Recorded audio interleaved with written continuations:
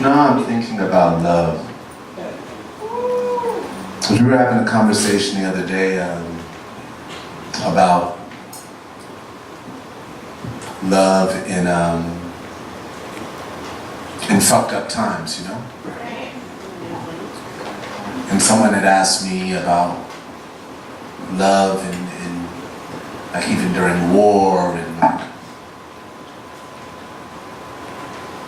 when you think about those who are fighting to survive in places like Syria right now, right? We can think of Syria, right? Yeah. I get the feeling that a lot of Americans are confused by Syria, like they don't know maybe much of the world is, or the Oromo in Ethiopia, or what's happening in South Sudan, or in northern Mali, or in the rural regions of Nigeria,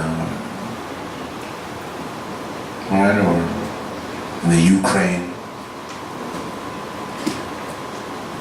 Chechnya, the Philippines right now. That was wow. But it is interesting to think that in all of those environments, love is. And we all know that. Which is perhaps why I've been spending a lot of recent time talking more so about how power corrupts even love. Yeah? The role of power, unchecked power, the role of authority. I was reading Ginsberg the other day, and he was talking about policemen putting on uniforms and forgetting that it's just costumes. Like, dude, you just wear a costume. The fuck are you talking about? You're the same as me. You just have on a fucking costume. But now, authority, right? And how that power is abused, right? We can talk about the big names, but in those cases, you know, like, it's not just about the famous victims, right? I mean, there was a girl that was raped by 2 police officers in New York just 3 weeks ago. Ain't nobody talk about her. Straight up, on duty, pulled her away from her friends, threatened arrest, and then just took her, you know. This shit is every day. But you guys want to hear about love? Me too. Me too, I want to hear about love.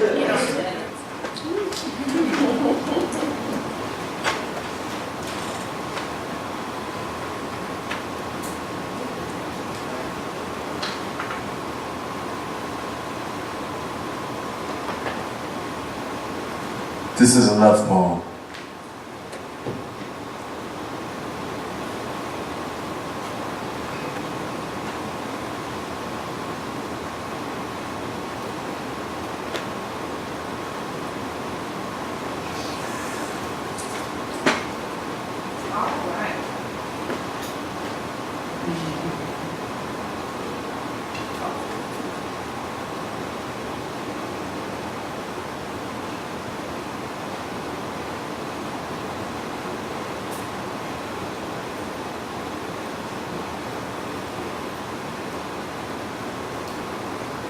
Thank you.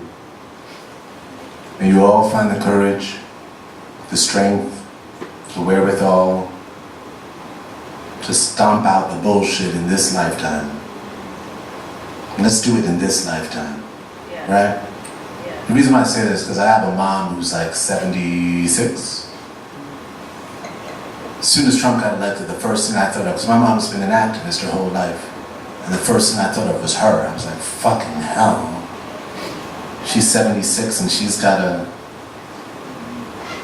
all that work,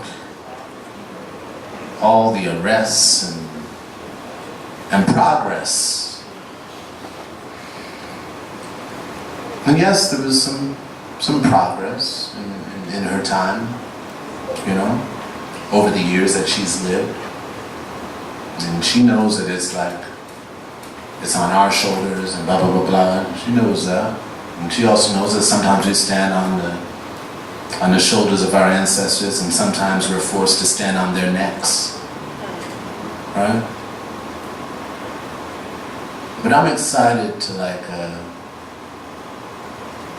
see what we can do in this lifetime. We have a lot of shit to our advantage in terms of our ability to communicate with each other, share ideas. We all know boycott, march, all that stuff, burn shit down. I don't really have what those solutions are. Like I said, I'm trying to figure it out. My whole thing has been just trying to figure shit out loud. Most of my poems at this point are questions. I'm just trying to make sense of this. Trying to find a greater balance than what I was born into, right? Trying to find the courage to step away from some of the shit I was born into. Even if I feel part of it feeds me, but I feel like the bigger picture is more misleading than it is nurturing, right? You look at all the bullshit and then you talk about the abuse of women, for example, and it's like, I can't escape the church and breaking down that shit. Honestly, I mean, it was a group of men who decided that a Holy Trinity wasn't going to be a mother, father, and child. It was going to be a father, a male child, and a ghost. Now we know that a family doesn't have to look like mother, father, child. But we also know that there was an edict declared by a pope that said that no woman was sacred enough to be in any divine trinity. That was an edict. That was a law that was passed by the Roman Catholic Church. A decision that was made. And so when you see how worship transforms and mutates into objectification, when you see, I mean, I used to go to church with my dad and see fucking all this talk about the Father, the whole church would be like women and children. I understood the fixation on the idea of the Father, because the Father was the Holy Ghost. Amen.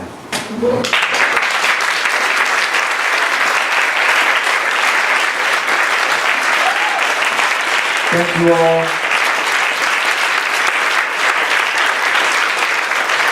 That's me tonight. Tune in another night for another week. And thank you so much to the organizers of this event. Galveston, Candy, thank you. Aaron, thank you. It's a pleasure. Much love to you. And to all the poets out there. Yes. We got a lot of work ahead of us.